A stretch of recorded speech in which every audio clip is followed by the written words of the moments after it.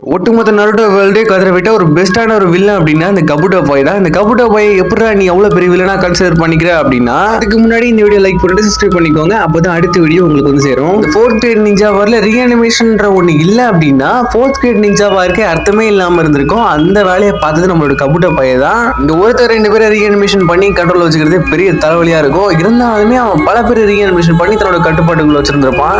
என்னதான் ஒரு சில பேர் கண்ட்ரோல்ல இருந்து வெளியே போயிட்டு பல வேலைகளை பார்த்திருந்தாலுமே பல பேரை கண்ட்ரோல் வச்சதுக்கான பெருமையும் அவ்வளவுதான் சேரும். ஒரு கட்டத்துக்கு மேல போய் மாதிராவே ரீஅனிமேஷன் பண்ணி ஒரு கிறுக்குத்தனமான வேலையை பண்ணி வச்சிருப்பான் நம்மளோட கபுட்டோ பாய்புள்ள. என்னதான் உரோச்சிமாரோட கத்துக்குட்டி நினைச்சிருந்தா கூட உரோச்சிமாரோட பயங்கர பலசாலியா இருந்திருப்பான். அதாவது உரோச்சிமாரோட அதிக பவர்ஃபுல்லா இருந்திருப்பான். இன்னும் அதிகபட்சமா சொல்லணும் அப்படின்னா உரோச்சிமாரோட வெசிலா மாதிரி உரோச்சிமாரோட ஃபுல் பவரையுமே அவன் எடுத்துருப்பான். அதுவும் இல்லாம அவனோட கண்ட்ரோல்ல இருந்த வெசில் எல்லாத்தையுமே அவன் கண்ட்ரோல் எடுத்துருப்பான். என்னதான் உரோச்சிமாரோட கத்துக்குட்டிங்கிறதுனால கத்துக்குட்டியை கதை விடுறதுக்காகவே நம்மளோட உரோச்சிமாரும் ரீஅனிமேஷன் பண்ணியிருந்திருப்பாரு 4 பேரை. அது உங்களுக்கு நல்லாவே தெரிஞ்சிருந்திருக்கும்.